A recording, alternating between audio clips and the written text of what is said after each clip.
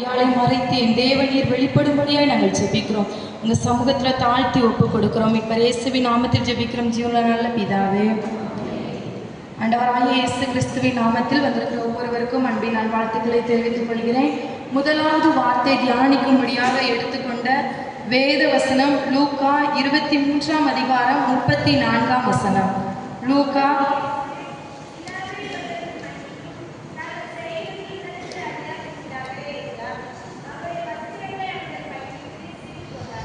முதலாவது வார்த்தை பிதாவே இவர்களுக்கு மன்னியும். உலகத்துல நம்ம எதை செய்ய சொன்னாலும் நம்ம என்ன செஞ்சிருவோம். மன்னிச்சிருங்க அப்படின்னு சொன்ன உடனே அந்த வார்த்தைக்கு உடனே நான் கீழ்ப்படிவேன் அப்படின்னு சொல்லிட்டு யாராலையாவது உறுதியா சொல்ல முடியுமா? முடியவே முடியாது. ஏன் அப்படின்னு சொன்னா இந்த லெந்து கால நாட்கள்ல நான் இதுக்கு முன்னாடி இருந்த சர்ச்சிலலாம் நாங்கள் 40 நாட்கள் வேத வசனங்களை ஒவ்வொரு கன்வென்ஷன் கூட்டத்தில் திருஜப கூட்டத்தில் தியானிக்கும் பொழுதுலாம் சொல்லுவாங்க மனம் திரும்புங்கள்னு சொல்லி அந்த வார்த்தையை நான் அதிகமாக கேட்பேன். ஆனால் இந்த ஆலயத்தில் நான் வந்ததுக்கு அப்புறம் கிட்டத்தட்ட 24 பிரசங்கம் வெளியில் வச்சு நம்ம கேட்டோம். சொன்ன ஒவ்வொரு ஜப கூட்டலையும் மன்னிச்சிருங்கன்னு சொல்லி சொன்னாங்க. எத்தனை பேர் அவங்களுடைய இருதயத்தில் ஆண்டவர் பேசி நான் மன்னிச்சேன் அப்படின்னு சொல்லி உங்கள் இருதயத்தில் நீங்கள் தியானித்து பார்த்தோம் அப்படின்னு சொன்னால் ஆண்டவர் இந்த இடத்துல என்ன செய்வார்? தலைக்கு மீது தான் என்ன செய்வார்? நிற்பார். ஏன் அப்படின்னு சொன்னால் ஆண்டவர் இந்த வெயிலில் போய் சாதாரணமாக நம்ம போய் நிற்க சொன்னால் நம்ம போய் நிற்போமா? கண்டிப்பாக என்ன செய்ய மாட்டோம், நிற்க மாட்டோம். ஏன் அப்படின்னு சொன்னால் வெயில் வைக்க என்னால் நிற்க முடியாது. ஆனால் ஆண்டவர் சிலுவையில் தன்னை அடித்து துன்பப்படுத்தி அவர் என்ன செஞ்சிருக்காங்க? சிலுவையில் அறையப்பட்ட சூழ்நிலையில் ஆண்டவர் சொல்கின்ற காரியம் பிதாவே இவர்களுக்கு மன்னியும், இவர்கள் செய்கிறது என்னதுன்னே அவங்களுக்கு என்ன செய்யல தெரியல அப்படின்னு சொல்லி ஆண்டவர் என்ன செய்கிறார்? பிதா கிட்ட பரிந்து பேசுகிற தேவனாய் காணப்படுகிறார். யார் இவர்கள் அப்படின்னு சொல்லி நம்ம பார்த்தோம். பிதா இவர்களை மன்னிங்கன்னு சொல்றாங்க. யார் அவர்கள் அப்படின்னு சொல்லி நம்ம தியானித்து பார்ப்போம். முதலாவது காரியம் லூக்கா 22ஆம் அதிகாரம் 63ஆம் வசனம். லூக்கா 22:63.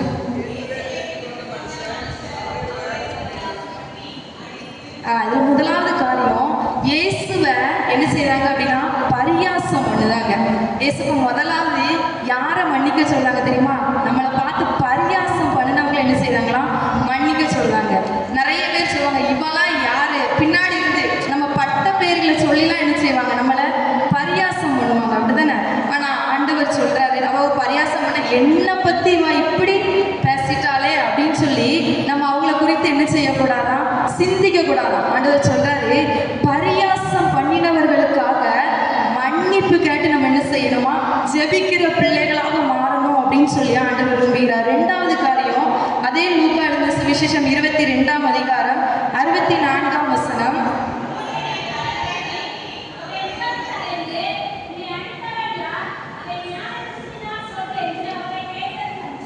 இந்த இடத்துல 2வது அவருடைய முகத்தில் அறைந்து.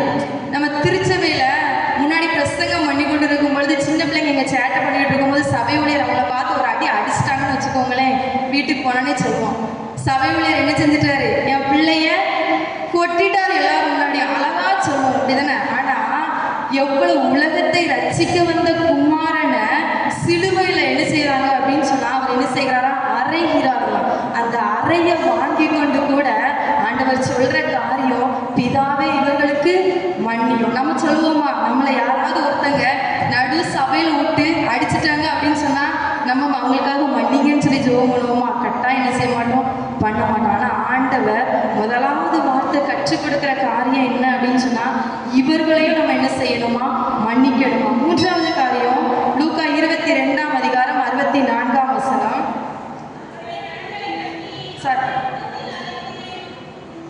65வது வசனம்.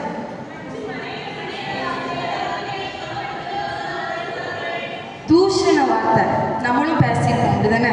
நம்ம வீட்டில் நம்ம கணவரை இல்லை நம்ம பெற்றோரை எவ்வளவு தூஷண வார்த்தைகளால் நம்ம பேச முடியுமோ நம்ம என்ன செஞ்சுருப்போம்?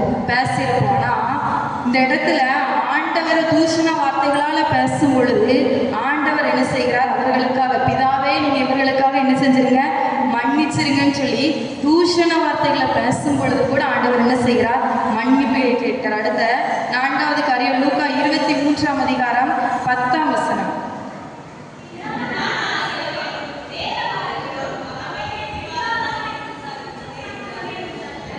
இடத்துல வேத பாரகரும் ஆசாரியரும் என்ன செய்றாங்க அப்படின்னு சொன்னா ஆண்டவர் மேல பிடிவாதமா குற்றம் சாட்டுறாங்க. நிறைய பேர் ஒரு தப்பு பண்ணியிருக்கவே மாட்டாங்க, ஆனா அவங்க தான் அந்த தப்பை பண்ணினாங்க, இதை நான் என் கண்ணால நான் பார்த்தேன், என் காதால நான் கேட்டேன் அப்படின்னு சொல்லி பிடிவாதமா நம்ம ஒருத்தர் மேல என்ன செய்வோம், குற்றம் சாட்டுவோம். அப்படிதானே? இந்த இடத்துலயும் ஆண்டவர் ஏதாவது ஒரு தப்பு பண்ணினார் அப்படின்னு சொல்லி நமக்கு வேதவசனம் கற்றுக் கொடுக்கா? இல்லவே இல்லை. அப்படித்தானே? ஆனா இந்த இடத்துல பிரதான ஆசாரியர்களும் வேதவாதரும் என்ன சொல்றாங்க அப்படின்னு சொன்னா அவர் மேல குற்றம் சாட்டுகிற ஒரு பிள்ளை, ஒரு மகனாக என்ன செய்றாங்க, காணப்படுறாங்க. நம்மளும் அப்படிதான் அநேக வேலையில அவங்க அந்த தப்பு பண்ணியிருப்பாங்களா இல்லையான்னு கூட நம்ம என்ன செய்ய மாட்டோம், சிந்திக்க மாட்டோம். ஆனா நம்ம என்ன செஞ்சிருவோம் அப்படின்னா அவங்க மேல குற்றம் சாட்டுவோம். ஆனா ஆண்டவர் சொல்றாங்க, நீ அப்படி என்ன செய்யாத, குற்றம் சாட்டாத. அவர்களுக்காக நம்ம என்ன செய்யணுமா, ஜெபிக்கிற பிள்ளைகளாக எழுப்பணும்னு சொல்லி ஆண்டவர் விரும்புகிற இந்த இடத்துல சிலுவையில பேசுகிற வார்த்தை, அவர் இவர்களுக்காக தான் பிதாவே இவர்களை மன்னியும் சொல்லி சொல்றாங்க. அடுத்து யாரை மன்னிக்கிறதுக்காக சொல்றாருன்னு பார்த்தா லூக்கா 23ஆம் அதிகாரம் 25ஆம் வசனம் பிற்பாகத்துல இயேசுவையும் அவர்கள் இஷ்டத்துக்கு ஒப்பு கொடுத்தான். யார் ஒப்பு கொடுத்தா அப்படின்னு சொன்னா பிளாத்து வந்து இயேசுவை சிலுவையில் அறை என்ன செஞ்சான், ஒப்பு கொடுத்தான். அவன் ஒரு நியாயாதிபதி. அப்படிதானே? நியாயாதிபதியா இருக்கும்போது அவனே வந்து எல்லா காரியத்தையும் விசாரித்துட்டு அவன் சொல்கின்ற காரியம் என்ன அப்படின்னு சொன்னா இவரிடத்துல நான் ஒரு குற்றத்தை நான் என்ன செய்யல, பார்க்கல, ஆனாலும் இவர்கள் கேட்டுக்கொள்வது எதுவோ அதையே நீங்க என்ன செய்யுங்க, செய்யுங்கன்னு சொல்லி ஒரு குற்றமும் செய்யாத இயேசுவை என்ன செய்றாங்க அப்படின்னு சொன்னா சிலுவையில் அறை என்ன செய்கிறான், ஒப்பு கொடுக்கிறான். அப்போ நீதிக்கு புறம்பாக தீர்ப்பு செய்கிற ஒரு மனுஷனை ஆண்டவர் பார்த்து சொல்றாரு, பிதாவே நீங்க இவர்களுக்கு மன்னியும் சொல்லி சொல்றாரு. கடைசியாக லூக்கா 23ஆம் அதிகாரம் 33ஆவது வசனத்துல இருக்கு, பிற்பாகத்துல ஒரு சிலுவையில் அறைந்தார்கள் அப்படின்னு சொல்லியிருக்கு. கடைசியில் ஆண்டவர் என்ன செஞ்சுட்டாங்க, சிலுவையிலேயே அறைஞ்சிட்டாங்க. ஒரு தப்புமே பண்ணாம ஒரு குற்றத்தை நம்ம மேல சுமத்தினாலே நம்முடைய இருதயம் எவ்வளவு வந்து வருத்தப்படும் அப்படிங்கறது எல்லாருமே நம்ம என்ன செஞ்சிருப்போம், அறிந்திருப்போம். அதே போலதான் ஆண்டவர் எந்த தவறுமே செய்யல. பார்த்தோம் அப்படின்னு சொன்னா முன்னாடி ஆண்டவர் வருகையில இருந்து அநேக அற்புதங்களை தான் ஆண்டவர் என்ன செஞ்சார். நீதியை குறித்தும் பாவத்தை குறித்தும் கண்டித்து உணர்த்துகிற தேவனா மட்டும்தான் இருந்தாரே தவிர யாருக்குமே எந்த துரோகமும் என்ன செய்யல. ஆனா அந்த குற்றமில்லாத ரத்தத்தை சிலுவையில அறைவதற்கு எவ்வளவு பாடுபட முடியுமோ அவ்வளவு பாடுபட்ட ஜனங்கள் தான் இப்ப நம்ம தியானித்த நபர்கள். இவர்களுக்காக ஆண்டவர் சொல்கின்ற காரியம் என்ன அப்படின்னு சொன்னா பிதாவே இவர்களுக்கு மன்னியும். ஆண்டவர் சொல்ற காரியம் பிதாவே இவர்களுக்கு மன்னியும்.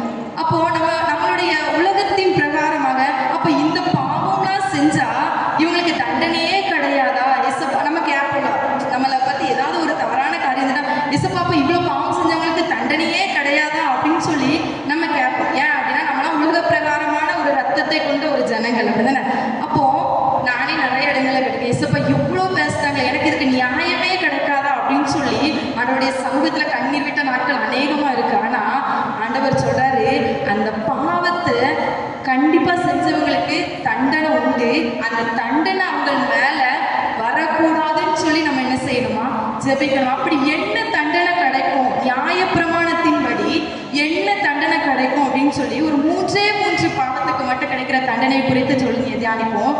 முதலாவது காரியம் நீதிமொழிகள் 19ஆம் அதிகாரம் 29ஆம் வசனம். நீதிமொழிகள் 10.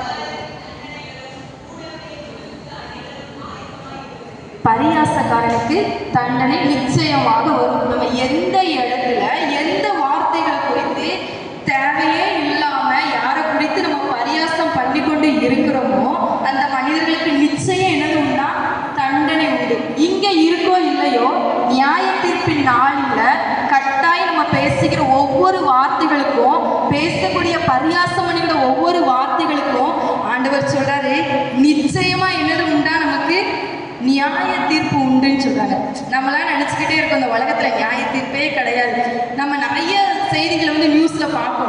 பாலியல் வன்கொடுமைகள் வந்த உடனே அவனை நிக்க விட்டு தெருவில் கொண்டுட்டா அடுத்த என்ன செய்ய மாட்டான், அந்த தப்பை பண்ண மாட்டான் அப்படின்னு சொல்லி நம்ம நிறைய நேரங்கள் நம்ம வீட்டுல இருந்து நம்ம நியாயம் கேட்போம். அப்படிதானே? பாலியல் வன்கொடுமை பண்ணதவங்கள. ஆனா ஆண்டவர் சொல்றாரு, அந்த அவங்களுக்கு நீ குற்றம் வேணும்னு சொல்லி நீ எப்படி நீ வந்து நினைக்கிறியோ அதே மாதிரி பரியாசம் பண்றவங்களுக்கும் நிச்சயமா ஒரு நாள் என்னது உண்டு, நியாய தீர்ப்பு உண்டு. அந்த நியாய தீர்ப்புக்கு அவங்களாம் தப்பி கல்லறித்து கொள்ளணும் அப்படின்னு சொல்லிட்டு பிதாவானவர் சொல்றாரு. பிதாவே இவர்களுக்கு மன்னியும் சொல்றாங்க. ரெண்டாவது காரியம் லேவியராகமம் 24ஆம் அதிகாரம் 13ஆம் வசனம் 14ஆம் வசனம். இந்த இடத்துல தூஷிக்கிறவர்களை குறித்து இருக்கும். அவங்க என்ன செய்யணும் அப்படின்னு சொன்னா, சபையின் ஜனங்கள் எல்லாரும் அவங்க மேல தலையில கையை வைத்து அவங்கள கல்லறித்து கொள்ளணும். இந்த மாதிரியான தண்டனை நமக்குலாம் கிடைச்சிச்சு அப்படின்னு சொன்னா நம்ம உலகத்துல ஒருத்தர் கூட என்ன செய்ய முடியாது, உயிர் வாழவே முடியாது. நான் யாரையுமே தூஷித்ததே கிடையாது அப்படின்னு சொல்லி யாராவது ஒருத்தவங்க சொல்லிடுங்க. யாராவது ஒருத்த கையில வைத்து அலையிலியா சொல்லலாமா? நான் யாரையுமே இது வரைக்கும் நான் தூஷிச்சதே கிடையாது. நானும் சொல்லியிருக்கேன், நான் கை கொடுக்கல.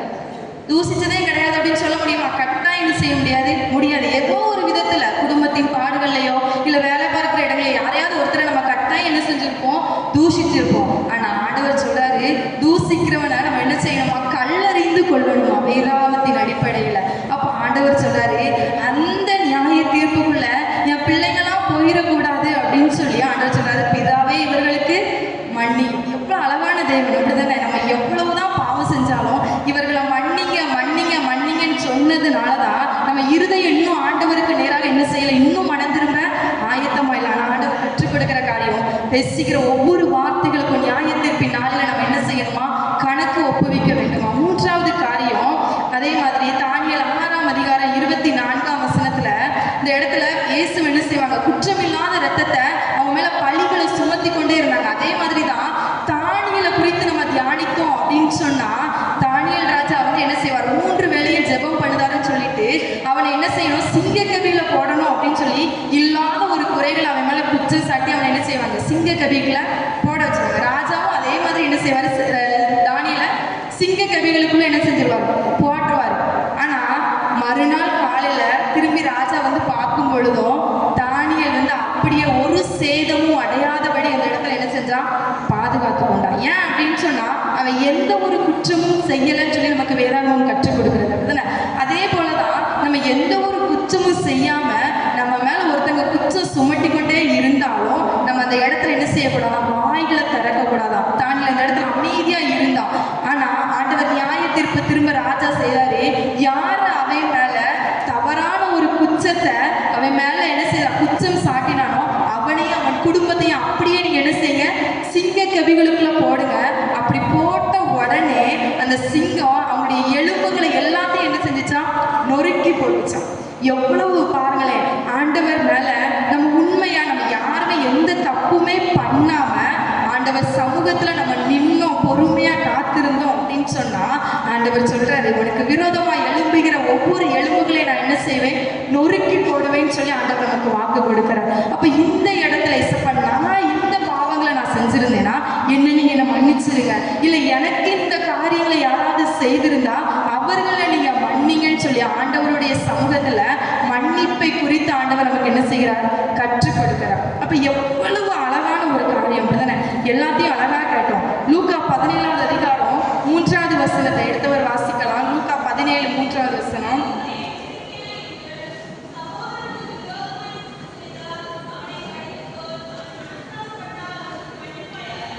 உங்களை குறித்து எச்சரிக்கையா இருக்க, நம்மளை குறித்து நம்ம என்ன செய்யணுமா, எச்சரிக்கையா இருக்கணும். ஒரு சகோதரன், அதாவது நம்ம கூட இருக்கிற சகோதரன் நமக்கு விரோதமா ஏதாவது ஒரு காரியம் செஞ்சா அவனை நம்ம என்ன செய்யணுமா, கடிந்து கொள்ளணும். நம்மள கோபப்படும் தான் வேதாகம் நமக்கு கற்றுக் கொடுக்குது. ஆனா அதுவே நான் செஞ்சது தப்பு தான் அப்படின்னு சொல்லி நம்ம கிட்ட வந்து அவன் மனஸ்தாபப்படும் பொழுது ஆண்டவர் சொல்றாரு, நீ அவனுக்கு மன்னிப்பாயாக. எத்தனை நேரம் நினைக்கிறோம், நம்ம பிள்ளைங்களை நம்ம எடுத்துக்கிட்டோன்னு வச்சுக்கோங்களேன், வாலிப வயசுல எம்மா நான் இதை தப்பே பண்ண மாட்டேமா அப்படின்னு சொல்லுவோம். திரும்பவும் அதே தப்பை தான் போனோம். எத்தனை முறை செஞ்சாலும் நம்ம என்ன செய்வோம், நம்ம பிள்ளைங்களை மன்னிப்போம். ஏன் அப்படின்னு சொன்னா, ஒரு தாயோட இருதயம் ஒரு தகப்பனோட இருதயம் பிள்ளைகளை மன்னிக்கக்கூடிய இருதயம் அப்படிதான். அதே போலதான் இந்த இடத்துல சகோதரர்கள் செஞ்சா கூட நம்ம மன்னிக்கணுமா. 4வது வசனத்துல இருக்க, அவன் ஒரு நாளில் 7 தரம் உனக்கு விரோதமாக குற்றம் செய்தாலும் 7 தரமும் அவன்கிட்ட வந்து மனஸ்தாபப்பட்டு மன்னிப்பு கேட்டா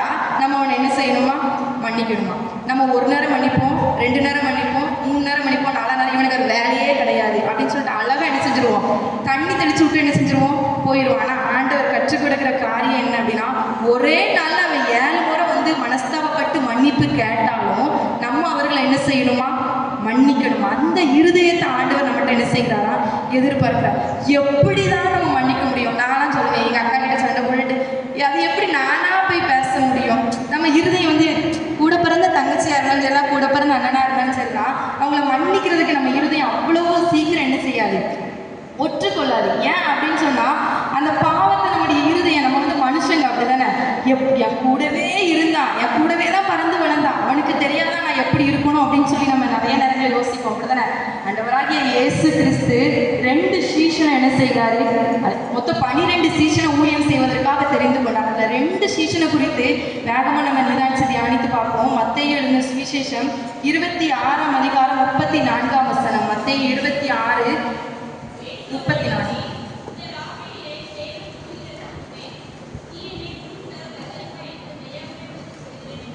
இந்த இடத்துல ஆண்டவர் பேதுருவை பார்த்து சொல்றாரு, நீ சேவல் கூவுகிறதுக்கு முன்ன நீ எத்தனை நேரம் என்ன மறுதளிப்ப?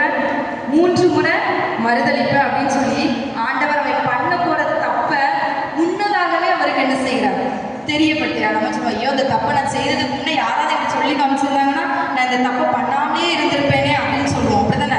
இந்த இடத்துல பேதுரு அவரை மறுதளிக்கிறதுக்கு முன்னதாகவே ஆண்டவர் அவருக்கு வெளிப்படுத்துகிறார்.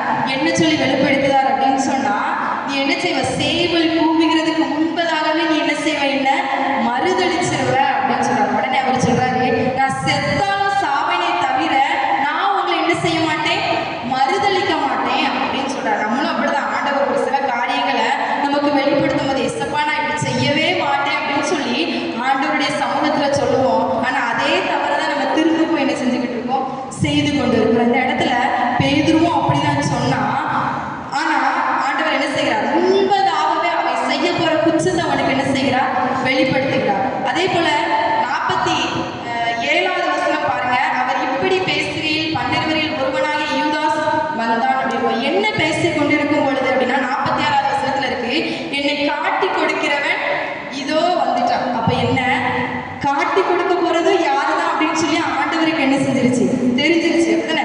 2 பேருக்கும் ஆண்டவர் என்ன செஞ்சிட்டார் அப்படின்னு சொன்னா, அவங்க செய்ய போற தவறுகள் அழகா என்ன செய்யறார், சுட்டி காமிக்கிறார். ஆனா 2 பேரும் அடுத்து என்ன செய்யறாங்க அப்படின்னு சொன்னா பார்த்தோம் அப்படின்னா, மத்தேயு 26ஆவது அதிகாரம் 70ஆவது வசனத்துல முதல்ல, அதாவது ஒரு வேலைக்காரி வந்து என்ன செய்வான் அப்படின்னு சொன்னா, அவன் திண்ணையில பேர் உட்கார்ந்து இருக்கும் பொழுது, நீ இயேசுவோடு கூட இருந்த சீஷன் தானே அப்படின்னு சொல்லி கேட்கும் பொழுது, அவன் முதலாவது சொல்கின்ற காரியம் 70ஆவது வசனத்துல, நீ சொல்லுகிறது எனக்கு தெரியாது. நம்ம கூடவே இருப்பாங்க, ஒரு பிரச்சனையில மாட்டின உடனே எனக்கு யாருன்னே தெரியாது, அழகா சொல்லுவோம். அதே போல பேதுரு சொல்கின்ற முதலாவது காரியம், எனக்கு என்னது தெரியாது அப்படின்னு சொல்றான். 2வது மறுபடியும் சொல்றான், நீ அவனோடு கூட இருந்த ஒரு சீஷர் தான் சொல்லி மறுபடியும் சொல்றாங்க. அவன் 72ஆவது வசனத்துல சொல்லுவான், அந்த மனுஷன் நான் யாருன்னே, எனக்கு அவன் யாருன்னே எனக்கு என்ன செய்யாது, தெரியாது அப்படின்னு சொல்றான். 3வது காரியம் மறுபடியும் சொல்றான், அவன் என்ன செய்யறாரு, 74ஆவது வசனத்துல இருக்கு, சபிக்கவும் சத்தியம் பண்ணவும் தொடங்கினான். நம்மளும் அப்படிதான். நம்ம கூட இருக்கிறவங்களை குறித்து நல்லா கதை கேட்போம், நல்லா பேசுவோம். ஆனா அவங்களை குறித்து நம்ம என்ன செஞ்சுக்கிட்டு இருக்கோம், சபித்து கொண்டிருக்கிறோம். அவன் ஆண்டவரோடு கூட இருந்து ஆண்டவர் செய்த அற்புதங்களை நிதானித்து தியானித்து கண்ணால பார்த்த ஒரு மனுஷன் அவன் என்ன செய்கிறான் அப்படின்னு சொன்னா, ஆண்டவரை சபிக்கிற ஒரு மனுஷன் என்ன செய்கிறான், மாறுதான். அதே போலதான் யூதாஸ் காரியத்துக்கும் ஆண்டவர் சொன்னாரு, நீ என்ன செய்வ, இதை காட்டி கொடுப்ப. அப்ப கூட அவன் என்ன செஞ்சிருக்கலாம், மனம் திரும்பி இருக்கலாம். ஆனா அவன் என்ன செய்யல, மனம் திரும்பல. ஏன் அப்படின்னு சொன்னா, மத்தேயு 26ஆவது அதிகாரம் 49ஆவது வசனத்துல இருக்கு, உடனே அவன் இயேசுவினிடத்தில் வந்து, ரபி வாழ்க என்று அவரை முத்தம் செய்தான். ஏன் முத்தம் செய்தான் அப்படின்னு சொன்னா, அவன் ஏற்கனவே 30 வெள்ளிக்காசை வாங்கிட்டு அவன் சொல்லியிருப்பான், நான் யாரை முத்தம் செய்தேனோ அவர் தான் இயேசு கிறிஸ்து, நீங்க அறிந்து கொள்ளுங்கன்னு சொல்லி அவனுக்கு ஒரு குழு கொடுத்துட்டு வந்திருப்பான். நம்மளும் அப்படிதான். நம்ம மாட்டிக்கொள்ள கூடாது அப்படின்னு சொல்லிட்டு நிறைய காரியங்களுக்கு நிறைய பேருக்கு குழு கொடுத்துக்கிட்டு இருக்கோம். ஆண்டவர் பார்த்து இந்த இடத்துல சொல்றாரு, எல்லாம் மனதிரும்புன்னு சொல்லி ஆண்டவர் நம்மளை பார்த்து சொல்கிறாரு. இந்த இடத்துல யூதாஸ் காரியத்தை பார்த்து ஆண்டவர் என்ன சொல்கிறாரு அப்படின்னு சொன்னா, அந்த என்ன சொல்றாரு, என்னை காட்டி கொடுப்பேன்னு சொல்றாரு. அதே மாதிரி அவன் என்ன செஞ்சான், முத்தம் கொடுத்து என்ன செய்யறான், மாட்டி கொடுக்குறான். எவ்வளவு மனசாட்சி இல்லாத ஒரு மனுஷன். நம்ம பாசையில சொன்னோம் அப்படின்னா, மனசாட்சியே இல்லையா, என் கூடவே இருந்துட்டு இப்படி ஒரு வார்த்தையை பேசிட்டானே அப்படின்னு சொல்லி நினைச்சு பார்ப்போம். அதே போலதான் இந்த இடத்துல யூதாஸ் காரியத்தை செய்தான். 2 பேருமே என்ன செஞ்சாங்க, ஆண்டவர் சொன்ன வார்த்தையை அப்படியே என்ன செஞ்சாங்க, அப்படிதானே? மனம் திரும்ப வாய்ப்பு கிடைத்து என்ன செய்யல, திருந்தல. ஆனா மத்திய 26வது அதிகாரம் 75வது வசனத்துல பேதுரு என்ன செய்வான் அப்படின்னா மனம் கசந்து அழுவான். ஐயோ இயேசுவை நான் என்ன செஞ்சுட்டேன், மறுதளித்து விட்டேனே, அவர் சொன்ன வார்த்தையை நான் மீறிட்டேனே அப்படின்னு சொல்லி மனம் கசந்து ஆண்டவருடைய சமூகத்துல மன்னிப்பு கேட்டு என்ன செஞ்சான், மனம் கசந்து அழுதான். அதே மாதிரி யூதாஸ் காரியத்தை எடுத்துக்கொண்டான் அப்படின்னா மத்திய 27வது அதிகாரம் 3வது வசனத்துல அவனும் மனஸ்தாபப்படுதான். ஆனா மனஸ்தாபப்பட்டு அவனுக்கு அவனே என்ன செய்கிறான், நியாய தீர்ப்பு கொடுத்துருக்கான். அவனே என்ன செஞ்சுக்கிட்டான், தூக்குல போய் தொங்கி விட்டான். ஆண்டவர்கிட்ட மன்னிப்பு கேட்டிருந்தான் அப்படின்னு கண்டிப்பா அவன் என்ன செஞ்சிருப்பான், பாவ மன்னிப்பு நிச்சயத்தை அவன் கண்டிப்பா என்ன செஞ்சிருப்பான், பெற்றிருப்பான். அதே போலதான் இந்த இடத்துல ஆண்டவரோடு கூட இருந்த சீஷர்கள் 2 பேருமே ஆண்டவர் வெளிப்படுத்தியும் அவங்க 2 பேரும் என்ன செய்யல, ஆண்டவருடைய வார்த்தைக்கு என்ன செய்யல, கீழ்ப்படியல. கடைசி நேரத்துல மனஸ்தாபப்பட்டு பேதுரு என்ன செஞ்சான், ஆண்டவருடைய சமூகத்துல என்ன செஞ்சான், மன்னிப்பை பெற்றுக்கொண்டான். ஆனா யூதாஸ் காரியத்தை என்ன செய்யல, மன்னிப்பை பெற்றுக்கொள்ள. இந்த இடத்துல நம்மளும் ஆண்டவருடைய சமூகத்துல ஒவ்வொரு நாளும் மன்னிப்பு குறித்து நம்ம தியானித்துக் கொண்டு இருக்கிறோம். ஆண்டவர் நம்ம பார்த்து சொல்றாரு, நீ இன்னைக்கு என்ன செய், உன்னை நீ என்ன செய்யும், உன்னை நீயே நிதானப்படுத்தி யாரை மன்னிக்கணுமோ அவங்கள நீ மன்னிச்சிரு.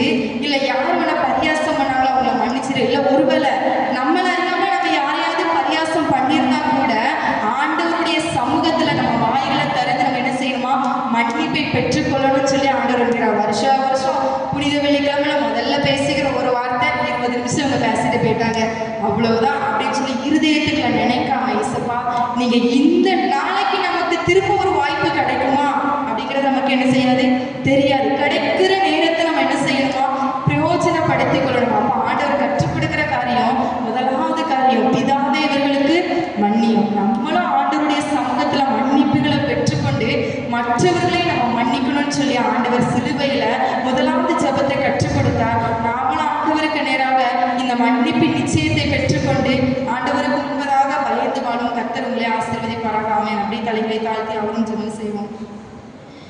அதிகமாக நேசிக்கிறேங்க அன்பின் பிதாவே, இந்த இடத்துல அப்பா நாங்கள் முதலாவது தியானித்த வசனத்தை போல ராஜா அப்பா நாங்கள் மற்றவர்களை மன்னிக்கவும் அப்பா நாங்கள் எங்களை நாங்கள் நிதானித்து பார்த்து தகவலை நாங்கள் யாரையாவது குற்றம் சுமத்திருந்தால் நாங்களும் அவர்களிடத்துல மன்னிப்புகளை பெற்றுக்கொள்ள தேவனுடைய கிருபைகளை கொடுக்கும்படியாக நாங்கள் ஜெபிக்கிறோம். வந்திருக்கிற ஒவ்வொரு பிள்ளைகளுடைய இருதயத்திலே தேவனீர் பேசும்படியாக ஜெபிக்கிறோம். உங்கள் சமூகத்தில் தாழ்த்தி ஒப்பு கொடுக்குறோம். இப்போ இயேசுவின் நாமத்தில் ஜெபிக்கும் ஜெபம் நல்ல பிதாவே.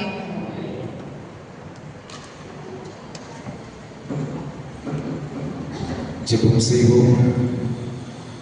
தற்பரிசோதனை செய்ய மனமாக தனி ஜெபம்.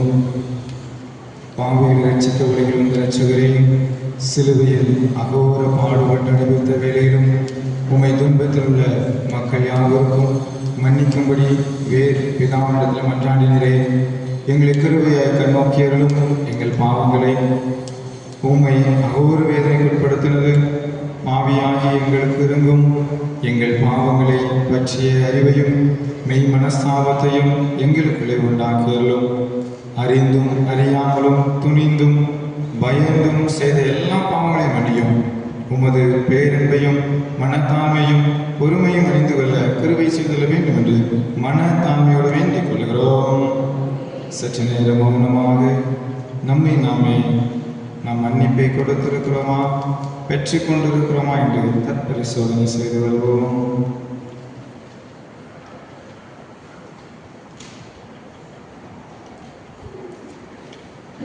பிதா குமாரன் பரிசுத்த ஆவியின் நாமத்தினாலே லித்தானியா ஜெபம். எங்களை